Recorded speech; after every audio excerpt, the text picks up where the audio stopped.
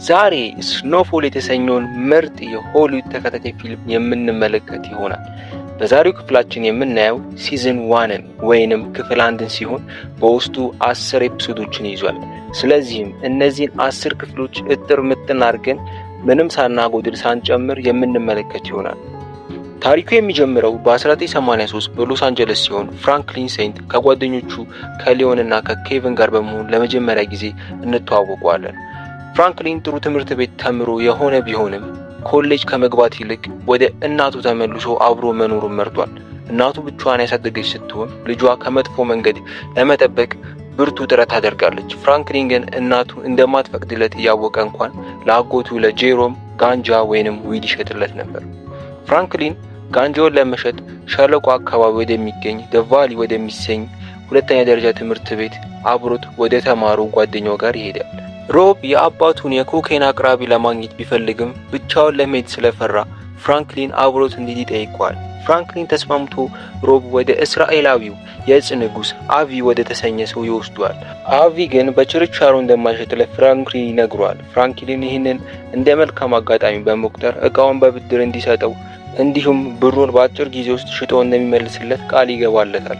አቪ በፍራንክሊን ድፍረት ተደንቆ አንድ ብሎክ ወይንም ብሪክ ይሰጠዋል። ገንዘቡን በ24 ሰዓት ውስጥ ይዞ እንዲመጣም ያስጠነቅቀዋል። ፍራንክሊን እቃውን እንደያዘ ወደ አጎቱ ጄሮም በመሄድ እንዲሸጥለት ይጠይቀዋል።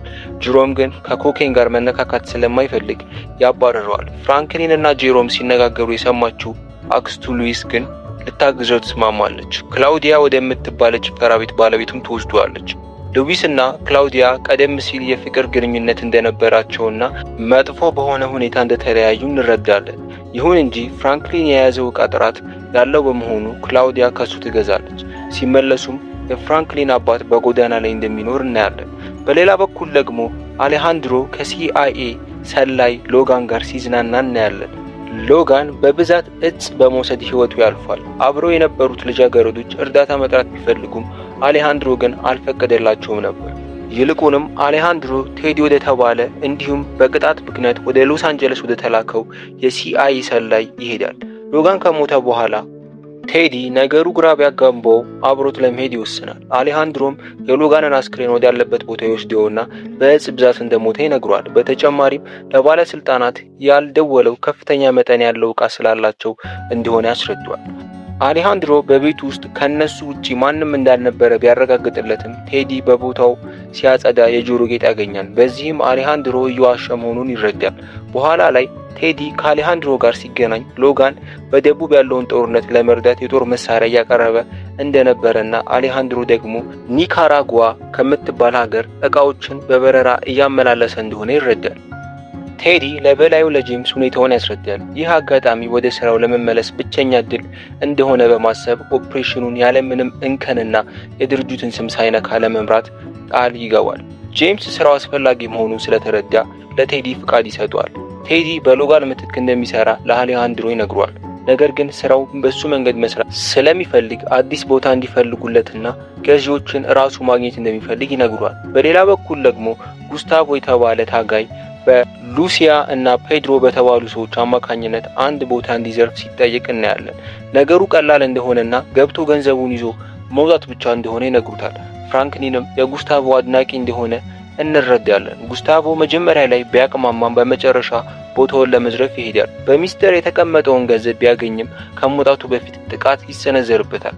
ራሱን ለመከላከል በሚያደርገው ትግልም አጥቂው ወድቆ ይሞታል። ጉስታቮ ከመውጣቱ በፊት የዘረፈው ሰው የፔድሮ አባት መሆኑን ይረዳል። ወጥመድ ውስጥ እንደገባ በማሰብ ገንዘቡን ለፔድሮና ለሉሲያ ለመስጠት እምቢ ይላል። ራሱን አስተማማኝ ቦታ ላይ ሲያደርግ ብቻ እንደሚሰጣቸው ይነግራቸዋል።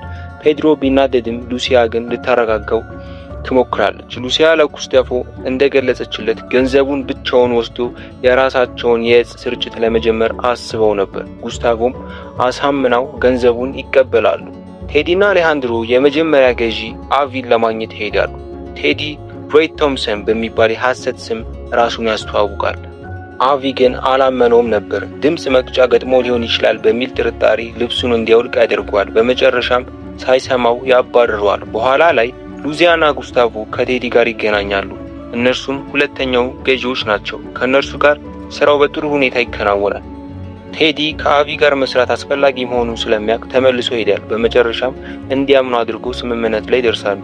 እቃውን በሙሉ ከሸጠ በኋላ ቴዲ ከኒካራጓ ከምትባል ሀገር ጦርነት ለመርዳት የሚያስፈልገውን ቁሳቁሶች የሚገዛበትን ገንዘብ ያገኛል። ነገር ግን የገዛቸውን የጦር መሳሪያዎች ሊታወቁ የሚችሉ መለያ ቁጥር ወይንም ሲሪያን ነበራቸው። ቴዲ ቁጥሮቹን እስካላጠፋ ድረስ መሳሪያዎቹን እንደማይልክ ለአሌሃንድሮ ይነግሯል። አሌሃንድሮ ሰዎቹ በአስቸኳይ መሳሪያ ስለሚያስፈልጋቸው ቢቃወምም አማራጭ ስለሌላቸው ቁጥሩን ማጥፋት ይጀምራሉ። ከቴዲ ስልክ ተደውሎለት ሲሄድ በቀድሞ ሚስቱ ጁሊያ እንደመጣች እናያለን። ተመልሰው አብሮ ለመኖር ፈልጋ ወደ ሎስ አንጀለስ መጥታለች።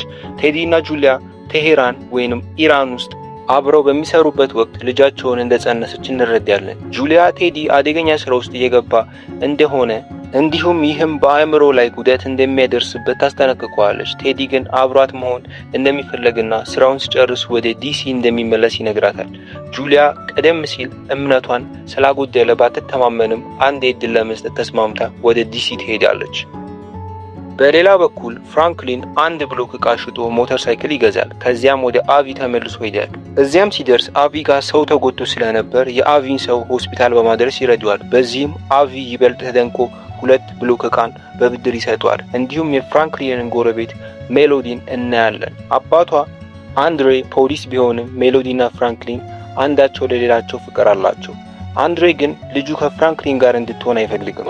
ፍራንክሊን እናቱ ለምትሰራበት ድርጅት ቤት ክራይ የማይከፍሉ ሰዎችን ስታስወጣ አብሯት ሲሄድ እናያለን። እናቱም በስራ ቦታ በአለቃ ስትቸገር እንመለከታለን። ፍራንክሊን ያገኘው 2 ብሎክ ዕቃ ለመሸጥ ወደ ክላውዲያ ይሄዳል።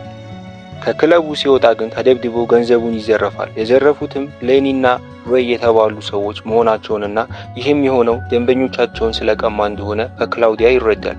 ፍራንክሊን ወደ ሊዮን ሄዶ ሁሉንም ይነግሯል። ሊዮን እስር ቤት በነበረበት ወቅት ካወቃቸው ሰዎች መካከል ካርቨር የተባለ ሰው እንዲረዳቸው ያስማማል።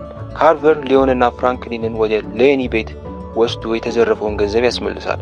ነገር ግን ገንዘቡን ሲያገኝ ለራሱ ይወስዷል። ፍራንክሊን ገንዘቡን ማስመለስ እንዳለበት ስለሚያውቅ ከአጎቱ ከጄሮም ሽጉጥ ይጠይቃል። ጄሮም ሽጉጡን ከወሰደ እርግጠኛ መሆን እንዳለበትና ተኩሶ መግደል እንደሚጠበቅበት ይነግሯል። ሊዮንና ፍራንክሊን ወደ ካርቨር ቤት ሲሄዱ እሱ ግን ገንዘቡን መኪና ገዝቶበት ያገኘዋል። ካርቨር በእጽ ሰክሮ ሳለ ይይዙታል። ካርቨርና መኪናውን እንደ ዕዳ ክፍያ ወደ አቪ ይወስዱታል። አቪ ግን የራሳቸውን ችግር ራሳቸው እንዲፈቱ ነግሮ አካፋይ ሰጣቸዋል። ካርቨርን ይዘው ሲሄዱ ከእንቅልፉ ነቅቶ ከመኪናው ያመልጣል። ጭው ባለ በረሃ ውስጥ ሊዮንና ፍራንክሊን ያሳድዱታል። ፍራንክሊን ካርቨር ተመልሶ እንደሚመጣባቸው ቢያቅም ሊተኩስበት አልቻለም። በመጨረሻም ሊዮን ሽጉጡን ተቀብሎ አስፈላጊውን ያደርጋል። በኋላም ፍራንክሊን መኪናውንና የገዛውን ሞተር ሽጦ የአቪን ዕዳ ይከፍላል። በደረሰበትም መከራ ተሰላችቶ ስራውን ማቆሙን ለአቪ ይነግሯል። በሌላ በኩል ሉሲያ እጹን ተረክባ ለስርጭት ማዘጋጀት ትጀምራለች። በዚህ መሃል ወደ ቤት እንዲመጡ ስልክ ይደወልላቸዋል። ሉሲያ ጉስታቮ ዕቃውን እንዲጠብቅ ትታው ወደ ቤት ትሄዳለች። በቤት ውስጥ የፔድሮ አባት ራሚሮ የከዳውን ሰው እየፈለገ ነበር። ገንዘቡ ያለበትን ቦታ የሚያውቁ ጥቂት ሰዎች እንደሆኑና የከዳውን ሰው አግኝቶ ዋጋውን እንደሚሰጠው ይዝታል። እንዲሁም የሉሲያ አባት ከሜክሲኮ ዕቃ የሚያስገቡበትን መንገድ እንደዘረጉ እንረዳለን። አባቷ ራሜሮ ከዳተኛውን ማግኘቱ የማይቀር መሆኑን ይነግራታል። ፔድሮና ሉሲያ በዚህ ተጨንቀው አንድ እቅድ ያወጣሉ። ከአባታቸው ሰዎች አንዱን ገድለው እሱ እንደሰረቀና እንደጠፋ ለማስመሰል ይወስናሉ። ጉስታቮ እንዲገለው ቢጠይቁትም ራሳቸው አብረውት እንዲመጡ ያደርጋል። የአባታቸውን ሰው ገድለው ራሜሮ እሱ እንደሰረቀ እንዲያምን ያደርጉታል። በዚህም ከጥርጣሬ ይወጣሉ። ነገር ግን የገዙት ዕቃ በዝግታ ስለሚሸጥ ለቀጣዩ ግዢ ገንዘብ ያጥራቸዋል። ጉስታቮ ለሉሲያ ሽያጩን ለመጨመር እንደሚረዳቸውና ይህም የሚሆነው ስቶምፐር ከተባለ የሜክሲኮ ወንበዴ ጋር በመስራት እንደሆነ ይነግራታል። ነገሩን ከተሳካ ደግሞ የንግድ አጋሩን እንዲያደርጉት ይጠይቃል። ሉሲያም በዚህ ትስማማለች። ይህ በእንዲህ እንዳለ ቴዲ የጦር መሳሪያ የሚያቀርብላቸውን ሰዎች ለማግኘት ይሄዳል። የሰዎቹ መሪ የአሌሃንድሮ ሚስት መሆኗን ይረዳል። በተጨማሪም በካምፕ ውስጥ አንድ ወጣት ሰላይ ይገኛል። ቴዲም ለሰዎቹ ነግሮ እርምጃ እንዲወስዱ ያደርጋል። ሲመለሱ ግን አውሮፕላናቸው በድንገት ለማረፍ ይገደዳል። አሌሃንድሮም ራሱን ይስታል። ቴዲ ጭው ባለ ቦታ ተስፋ ቆርጦ ቢሆንም አሌሃንድሮ ነቅቶ በረራቸውን ይቀጥላሉ። ቴዲ ወደ ዲሲ ተመልሶ ጄምስ የጦር መሳሪያ ግዢውን እንዲያቀላጥፍለት ይጠይቀዋል። ጄምስ እንደሚረዳው ቃል ሲገባለት ቴዲ ደግሞ ወታደሮቹ ጦርነቱን ለማሸነፍ የሚያስፈልጋቸውን ሁሉ እንደሚያደርግ ቃል ይገባለታል። ከጁሊያ ጋርም ተገናኝቶ ስራውን ሲጨርስ አብሯት ለመሆን ቃል ይገባላታል። ጁሊያም ይህ የመጨረሻ እድሉ እንደሆነ ትነግረዋለች። ቴዲ ወደ ሎስ አንጀለስ ሲመለስ የጠፋች ልጃገረድ ምስል ያለበት ማስታወቂያ ያያል። አሌሃንድሮም ሎጋን በሞተበት ምሽት ሊያስወግዳት የነበረችው ልጅ እንደሆነች ይነግሯል። ፍራንክሊን በበኩሉ በሐዘን ተሰብሮ አባቱን ሊያይ ይሄዳል። አባቱ እስር ቤት እንደነበረም ይረዳል። ከእስር ቤት ቢያስወጣውም ግንኙነታቸው መጥፎ በመሆኑ ሳይነጋገሩ ይለያያሉ። በኋላ ግን አባቱ አልተን ጄሮን ቤት መጥቶ ያስተካክለዋል። አልተን ቀደም ሲል የብላክ ፓንተር አባል እንደነበረና ድርጅቱ ከፈረሰ በኋላ በሱ ምክንያት እናቱ እንዳባረረችው እንረዳለን። አልተን ከፍራንክሊን ጋር ለመነጋገር ቢሞክርም ጠብ ይነሳል። በኋላም ፖሊሶቹ በጩኸት ምክንያት መጥተው ፍራንክሊንን ይደበድቡታል። አንድሬ ደርሶ ሁኔታውን ያረጋገዋል። ፍራንክሊን በዚህ ሁኔታ ውስጥ አልፎ እንደገና ወደ አቪ ለመመለስ ይወስናል። ለኬቪንም ስለ አዲሱ ስራ ይነግሩታል። አቪ በዚህ ጊዜ 4 ብሎክ ዕቃ ይሰጣቸዋል። ክላውዲያ ግን የገዛችው 2 ብቻ ነበር። የቀረውን የት እንደሚሸጥ ግራ ይገባዋል። ፍራንክሊን አጎቱ ለምን ኮኬን ስራ እንደሚሸሽ ለመረዳት ወደ ጄሮም ይሄዳል። ጄሮም ዕቃው ውድ ስለሆነ የጥቁር ማህበረሰብ ሊገዛው እንደማይችል፣ ስለዚህ ወደ ነጮች መሄድ እንዳለባቸውና ይህም አደጋ እንዳለው ይነግራቸዋል። በተጨማሪ የሜክሲኮ ወንበዴዎች ስራውን ስለተቆጣጠሩ ጣጣ እንደሚያመጣባቸው ያስረዳቸዋል። ፍራንክሊን ግን ለመሞከር ስለፈለገ የሜክሲኮዎቹን አድራሻ ወስዶ ሊያገኛቸው ይሄዳል። ጉስታቮ ደግሞ አካል ጉዳተኛ ከሆነው ወንድሙ ሄርናር ጋር ተገናኝተው ከሜክሲኮዎቹ ጋር እንዲያገናኙ ይጠይቀዋል። ሄርናም ከስቶምፐር ጋር ያገናኟል። ስምምነትም ያደርጋሉ። ጉስታቮ ሲወጣ ፍራንክሊን ይደርሳል። ጥቁር በመሆኑም ወዲያውኑ በስቶፐር በሚባሉ ሰዎች ይያዛል። ጉስታቮ ፍራንክሊንን ስለሚያውቀው ያተርፈዋል። ፍራንክሊንም ውለታውን እንደሚመልስለት ይነግረዋል። ፍራንክሊን አማራጭ ሲያጣ ኦክላንድ ወደሚገኘው የኬቨን ደንበኛ ይሄዳል። ነገር ግን ሰውየው አያገኙትም። ፍራንክሊን በዛው አካባቢ ሲዘዋወር ሰዎች አዲስ አይነት እጽ ሲጠቀሙ ያያል። ስለ እቃው ለማወቅም ሁሉንም ገዝቶ ሰሪውን ያገኘዋል። ፍራንክሊንም እጹን ማለትም ክራክ ኮኬን እንዴት ማብሰል እንደሚቻል እንዲያስተምረው ይጠይቀዋል። ሰሪውም ጥበቡን ያስተምረዋል። ይህ አዲሱ እጽ ሱስ የሚያስይዝ ብቻ ሳይሆን ወጪውም የቀነሰና ከፍተኛ ትርፍ የሚያስገኝ አሪፍ እድል ነው። ኬቨን ደንበኛ ሳያገኝ ቢመለስም ፍራንክሊን አዲስ ዘዴ ስለተማረ አልተከፉም። ፍራንክሊን እቃውን አዘጋጅቶ ለሰዎች በነፃ እንዲያከፋፍሉ ለሊዮንና ለኬቪን ይሰጣቸዋል። ሌሊና ሬይ ደግሞ በሌላ በኩል ፍራንክሊንን ለመቀበል ቤት ይከታተሉት ነበር።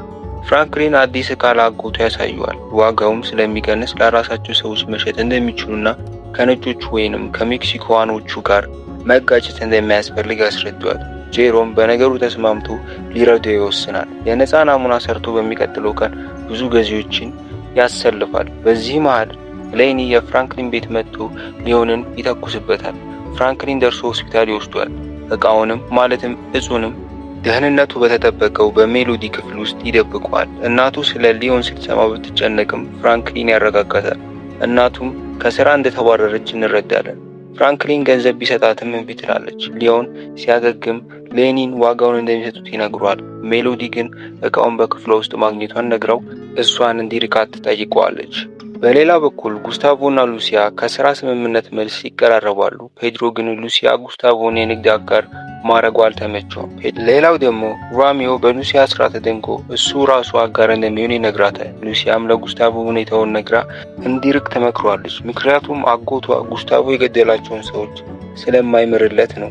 በተጨማሪም ስለ ስቶምፐር ዕቃ ማቅረብ እንደሚያቆሙ ትነግረዋለች። ጉስታቮ ግን እንደማይሸሽና ሉሲያ በራሷ በፈጠረችው ስራ የተገፋች እንደሆነ ያስረዳታል። የሉሲያ አባት መሞቱን ሰምታ ስትሄድ እናቷን ታገኛታለች። እናቷን በሜክሲኮ ያለውን እርሻ እንደምትመራ እንረዳለን። አጎቷም ሂሳቡን በሌላ ሰው እንዲያሳይ ሲጠይቃት ሉሲያ ከስራው የተገፋች መሆኑን አውቃ ከጉስታቮ እቅድ ጋር ትስማማለች። ወደ ስቶምፐርም ለመሄድ ወሰኑ።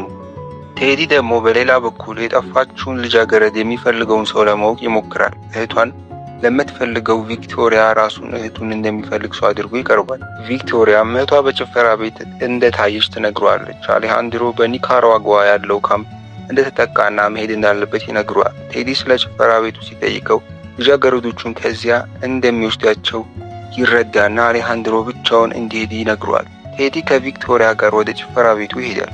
እዚያም እህቷ አብራው ሄደችውን ሰው መግለጫና አድራሻ ያገኛሉ። ቴዲ ግን ቪክቶሪያ እህቷን እንዳታገኝ ለማድረግ ሰዎችን ቀድሞ ይልካል። ቪክቶሪያም እህቷ እዚያ እንዳልነበረች እንድታምን ያደርጋል። ቪክቶሪያ ተስፋ ቆርጣ ፍለጋውን ለማወቅም ትወስናለች። አሌሃንድሮ ተመልሶ ጥቂት ዕቃ ብቻ ማዳኑንና አዲስ አቅራቢ እንደሚፈልጉ ይነግሯል። አሌሃንድሮ አቅራቢዎቹ ብቻውን ለማግኘት ቢፈልግም ቴዲ ግን በስውር ይከታተሏል። ቪክቶሪያ ከመሄዷ በፊት የመጨረሻ ሙከራ ስታደርግ እህቷን የወሰዳትን ሰው አሌሃንድሮ መሆኑን በፎቶ ታረጋግጣለች። ቴዲ አሌሃንድሮ ከከተማ እንዲወጣ ቢነግረውም አሌሃንድሮ ግን ቪክቶሪያን ለመግደል ወደ ቤቷ ሄዳል። ቴዲ ይህንን ሲያይ በጣም ተናዶ አሌሃንድሮን ይገድሏል። ቴዲ ለጥቂት ቀናት ራሱን ስቶ ይቆያል። ጄምስ መጥቶ ስራውን ውጤታማ መሆኑንና ፕሬዚዳንቱም ደስተኛ መሆናቸውን ይነግረዋል። ቴዲ ስራውን መቀጠል እንደሚችል አረጋግጦ ከኮሎምቢያን ጋር ስምምነት ያደርጋል። በሌላ በኩል ጄሮም በሽያጭ ትርፍ ተደስቶ ከፍራንክሊን ጋር አጋር ይሆናሉ። አዲስ የማብሰያ ቤትም ይከፍታሉ። ፍራንክሊን ከአቪ ጋር ለመገናኘት ሲሄድ ጄሮም በዋጋው ላይ ይከራከራል። ይህም አቪን አላስደሰተውም። ጄሮም የአቪን አቅራቢ ለማግኘት ሮብን እንዲከተለው ያዘዋል።